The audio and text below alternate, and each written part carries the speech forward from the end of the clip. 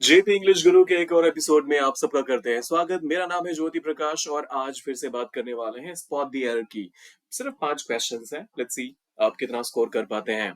फटाफट से देखते हैं। पहला सवाल, the dog was barking loudly on the neighbours fence. क्या लगता है आपको, कहाँ है error? The dog was barking loudly on the neighbours fence, और आपके हिसाब से कोई एरर है ही नहीं। फटाफट से मार्क करके रख लीजिए क्योंकि अभी हम डिस्कशन भी करेंगे शुरू। तो जो प्रॉब्लम है, जो एरर है, वो है यहां पर।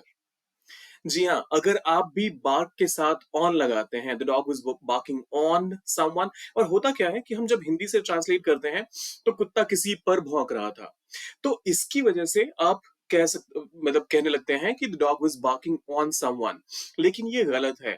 The correct phrasing is barking at someone, so the dog barked at someone. The in this scenario the dog was barking loudly at the neighbours fence, so at would be the right preposition to use here. Explanation भी यही कहता है, barking on is not the correct phrase, it should be barking at. तो अगर आपने भी mark किया था ऑप्शन सी को, तो आपको मिलते हैं फुल मार्क्स। देखते हैं अगला क्वेश्चन क्या है। We are going to a movie, do you want to come also. ये बहुत कॉमनली लोग बोलते हुए भी इस्तेमाल करते हैं, लिखते हुए भी इस्तेमाल करते हैं, लेकिन आपको क्या पता चल पाया है क्या अभी तक कि एरर है कहाँ पे? अगर हाँ तो फिर फटाफट मार्क करके रख लीजिए। We are going is the first option, to a movie, do you want to come also. अब ये देखिए, we are going present continuous tense का सेंटेंस है, कोई प्रॉब्लम नहीं है। सब्जेक्ट है वी, तो उसके साथ आर लगा है, कोई प्रॉब्लम नहीं है। गोइंग ऑब्वियसली, उसमें भी कोई प्रॉब्लम नहीं है। टू अ मूवी, अब हम थिएटर बोल सकते हैं, सिनेमा बोल सकते हैं, मूवी बोल सकते हैं, अल्टीमेटली एक ही सेंस बनाता है, तो यहाँ पर वर्ड चॉइस का भी एरर नहीं है। डू यू वांट, तो इसमें भी कोई प्रॉब्लम नहीं है क्योंकि आप पूछ रहे हो किसी से। हम लोग जा रहे हैं कि आप भी आना चाहोगे, तो इसमें भी कोई प्रॉब्लम नहीं है। जो प्रॉब्लम है वो है लास्ट पार्ट में, टू कम ऑल्सो। ऑल्सो के साथ आप कभी भी एक नया क्लॉज इंट्रोड्यूस करते हैं। आपको अगर क्लॉज फिनिश करते हुए ये भी वाला सेंस देना है, तो आप एज वेल का इस्तेमाल कर सकते हैं, या फिर जैसे इस केस में यहां साथ आने की बात हो रही है, तो आप ये भी कह सकते हैं, do you want to come along, मतलब क्या आप साथ आना चाहोगे। तो उसका सेंस वहां पर थोड़ा सा डिफरेंट हो जाएगा, लेकिन अगर आपको भी ही कहना है तो एज वेल करेक्ट फ्रेजिंग होगा। देखते हैं एक्सप्लेनेशन क्या कहता है। Also is used to introduce a clause, the correct phrasing is we are going to a movie, do you want to come as well. तो अगर आपको सेंस को रखना है बरकरार, तो फिर एज वेल का इस्तेमाल करिए। और ओवरऑल एरर हमारे डी पार्ट में था। अगर आपने भी डी को ही चूज करा था तो अपने आप को दीजिए फुल मार्क्स। देखते हैं फोर्थ क्वेश्चन क्या कहता है। My brother along with his friend, my brother along with his friends are planning a road trip. Subject verb agreement का एरर है इसमें, और ये हमने पहले भी डिस्कस करा हुआ है। तो अगर आपको पता चल चुका है कि एरर कहां पर है, तो फटाफट से कमेंट में बताइए कि बस ये तो आप पहले ही बता चुके थे। बट अभी के लिए discussion for the sake of discussing it, फटाफट से समझते हैं the brother part, as in जो पहला पार्ट है माय ब्रदर, वहां पर आपको उसके बाद कोई एंड नहीं दिखा। मतलब ये कि जो दोनों सब्जेक्ट्स हैं, ब्रदर और हिज फ्रेंड्स, तो ये दोनों सब्जेक्ट्स हैं ही नहीं, सब्जेक्ट सिर्फ एक है, माय ब्रदर। तो उसके साथ आपको is planning a road trip होना चाहिए था यहां पर। अब इसको इस तरीके से समझिए, अगर मैं इसको इस पूरे सेंटेंस को रीफ्रेज करूं और लिखूं, my brother is planning a road trip along with his friends, तो उसका भी सेंस तो सेम ही रहेगा ना, और ये कहीं से गलत भी नहीं है। तो जब कभी भी ऐसे प्रेपोजिशनल क्लॉजेस आ जाते हैं बीच में, जो आपको इंट्रोड्यूस कराते हैं एक नए कैरेक्टर को एक पर्टिकुलर सेंटेंस में, तो उसकी वजह से आपका सब्जेक्ट इंपैक्ट नहीं होता है। इसका हमेशा ध्यान रखिएगा। So my brother along with his friends is planning a road trip, यहाँ पर आर प्लानिंग वाले पार्ट में एरर है। अगर आपने भी ऑप्शन सी को मार्क करा है, तो फिर आपको दीजिए, आप अपने आप को मार्क कीजिए पूरे। तो अगर आपने भी ऑप्शन सी को करा है मार्क, तो दीजिए अपने आप को फुल मार्क्स। और आइए देखते हैं एक्सप्लेनेशन क्या कहता है। When using along with, the verb should agree with the main subject which is my brother in this case।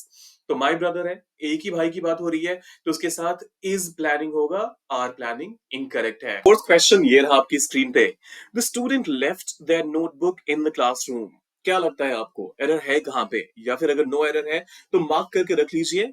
Option D, sorry option E no error कहता है, तो अगर आपको लगता है इसमें कोई एरर नहीं है तो फटाफट से कर लीजिए उसको मार्क। कर लिया ना? आइए करते हैं शुरुआत। द स्टूडेंट, एक खास स्टूडेंट की बात हो रही है, तो कोई प्रॉब्लम नहीं है उसमें। लेफ्ट छोड़ दिया, क्या छोड़ दिया भाई? नोटबुक छोड़ दिया। और कहाँ छोड़ा? क्लासरूम में। तो अपने आप में अगर आप देखें तो ये सेंटेंस परफेक्ट सेंस बनाता है। लेकिन यहां एक स्टूडेंट की बात हो रही है, और एक स्टूडेंट के लिए आप दे एज अ प्रोनाउन नहीं कर सकते इस्तेमाल। वो अलग बात है कि अगर आप अपडेटेड डिक्शनरी वर्जन्स देखेंगे तो आपको ये पता चलेगा कि अगर आपको किसी भी चीज का जेंडर नहीं पता है, किसी भी इंसान का जेंडर नहीं पता है, तो उस केस में आप they even for a singular subject आप इस्तेमाल कर सकते हैं when it comes to using the pronoun for it. लेकिन हमारा एजुकेशन सिस्टम अभी थोड़ा सा पीछे है, और उसके अकॉर्डिंग अगर आप सिंगुलर सब्जेक्ट की बात कर रहे हैं और जेंडर न्यूट्रल वर्ड है, तो उसके लिए जब आप प्रोनाउन चूज करेंगे तो आप ही का इस्तेमाल करेंगे। तो जो प्रॉब्लम है वो ऑप्शन सी में है। देयर नोटबुक नहीं है correct. The student left his notebook in the classroom would be the right answer. Explanation देखते हैं। The singular student, the singular subject student should match with a singular pronoun. The correct version is the student forgot his notebook or left his notebook in the classroom. तो ये हो गया हमारा fourth question का explanation. अगर आपने भी option C को मार्क करा था तो बॉस मिलते हैं आपको फुल मार्क्स। और ये रहा हमारा आखिरी question. Despite of the rain we decided to go for a picnic. और ऑप्शन है हमारे despite of the rain we decided to go for a picnic. बारिश हो रही थी तो क्या, हम फिर भी पिकनिक के लिए गए।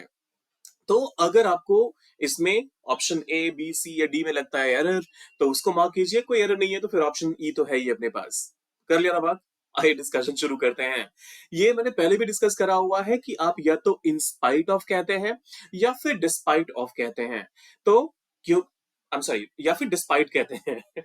डिस्पाइट ऑफ इनकरेक्ट है। इंस्पाइट ऑफ को जब एक साथ लाते हैं तो उसके लिए जो वर्ड आता है वो है डिस्पाइट।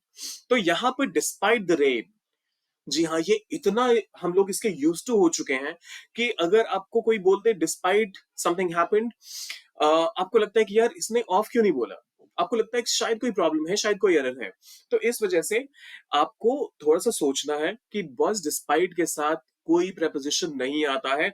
आपको उसके आगे जो भी क्लॉज इंट्रोड्यूस करना है सीधा कर दीजिए, किसी प्रेपोजिशन की कोई जरूरत नहीं है। तो अगर आपने भी चूज किया था ऑप्शन ए को तो अपने आप को दीजिए फुल मार्क्स। और एक्सप्लेनेशन देखते हैं। एक्सप्लेनेशन कहता है despite of is incorrect, it should be despite the rain. So the correct version is despite the rain we decided to go for a picnic. आपने कितना स्कोर किया? अगर मान लीजिए ये सारे के सारे सवाल 20 नंबर के होते तो आपको कितने नंबर आते टोटल? कमेंट करके बताइएगा। और हाँ, लाइक शेयर और सब्सक्राइब करके जाइएगा। मिलते हैं जल्दी।